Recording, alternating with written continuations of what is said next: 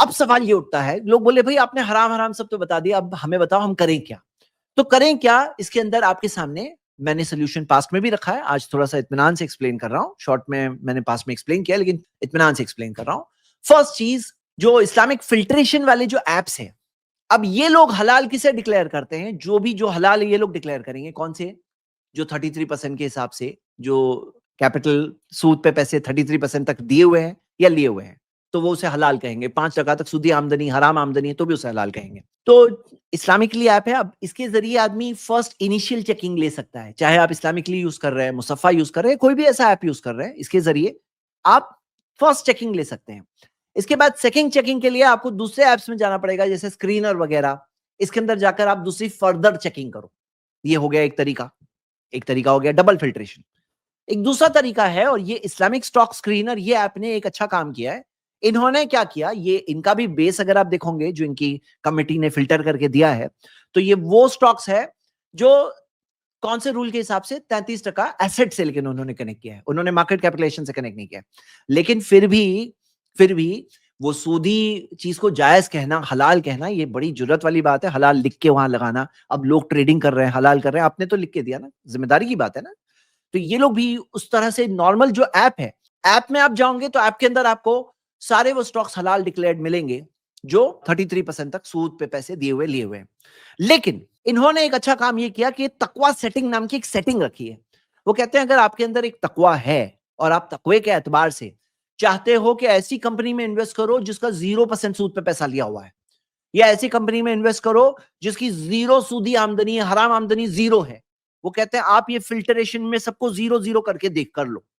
वो कहते कर सकते हो, आप चेंज कर सकते हो, ऐसा करके आप फिल्टर कर सकते हो, और फिल्टर करके आपको ऐप मिलेंगे, आपको मिलेगा। तो एक तकवा सेटिंग बहुत अच्छी आइडिया है।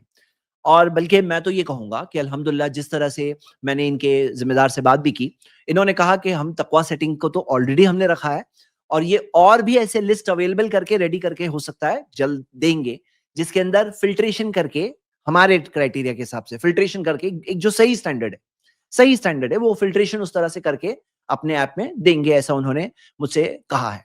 जब आएगा तब वो देखेंगे। मैं तो ये कहूंगा, ये जो दूसरे ऐप्स है ना, इनसे भी कहूंगा भाई तुम भी, आपके जो कस्टमर्स है उसके अंदर जो सिर्फ तकवा की बात नहीं है, ये तो हलाल हराम की बात है।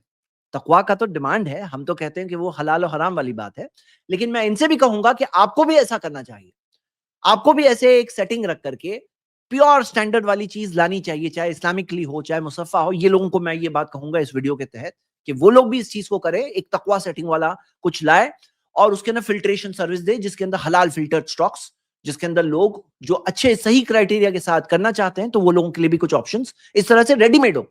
अब हो रहा क्या है, जब से मैंने ये बात कही तो कुछ लोग मेरे साथ फॉलोअप कर रहे हैं कि आप चेकिंग करके दो। अब वो जो फाइनेंशियल स्टेटमेंट्स उसको पढ़ना, चेक करना, एक एक कंपनी की डिटेल में जाना, तो ये जो अमली तौर per day to day basis काम की बात है, फुल टाइम चीज है, इस पे फोकस के साथ करने वाली बात है। ऐसे जो रेडीमेड जो ऑर्गेनाइजेशंस हैं या जो एजेंसीज है जो करते हैं, मैं उनको बहुत जमाने से एनकरेज कर रहा हूं, अभी भी एनकरेज कर रहा हूं कि आप लोग ऐसे एक सर्विस लाओ। क्यों? देखो, अगर आप देखो ये स्क्रीनर ऐप के अंदर ये कहते हैं डेट फ्री कंपनी 500 करोड़ से ज्यादा मार्केट कैपिटलाइजेशन वाली कितनी है, तो इसके अंदर इन्होंने 52 रिजल्ट दिया हुआ है, 52 कंपनीज की लिस्ट दी है। और अगर आप देखोगे कि भाई मुस्लिम इन्वेस्टर्स क्या है, हम क्या समझते हैं, हम क्या है, मैं आपको कुछ मिसालें देता हूं। जैसे मिसाल के तौर पे आप स्टैंडर्ड एंड पुअर का डो जोन्स के इंडाइसेस देखिए, इसके अंदर देखिए नीचे की तरफ मार्क किया हुआ है शरिया। आज चाहे जो वर्ल्ड का सबसे बड़ा इंडेक्स है उसके अंदर भी वो लोग शरिया का जो एक वो रख रहे हैं सेक्शन। क्यों? मुस्लिम इन्वेस्टर्स भी कुछ है, मतलब ऐसा नहीं कि मुस्लिम इन्वेस्टर्स कुछ नहीं है, हमारे अंदर कुछ नहीं है। भाई दुनिया की तकरीबन 1/4 आबादी मुस्लिम है, तो मुस्लिम इन्वेस्टर्स भी कुछ है, बल्कि बहुत सारे बड़े बड़े, अल्हम्दुलिल्लाह अल्लाह के एहसान से अल्लाह ने दुनिया में भी नवाजा है, ऐसे बहुत से लोग हैं। तो शरिया का उन्होंने रखा है। एक और मिसाल देखिए, निफ्टी की वेबसाइट पे जाइए, निफ्टी का लिंक भी दिया हुआ है, निफ्टी इंडाइसेस, तो निफ्टी 50 शरिया, और ऐसे उन्होंने 3 अलग अलग इंडेक्स रखे, शरिया के 3 इंडेक्स रखे हैं कि जिसके अंदर 3 इस तरह से। लेकिन अफसोस की बात है कि ये सारे इंडेक्सेस में जो फिल्ट्रेशन आ रहा है ये वही वाला कॉम्प्रोमाइज वाला।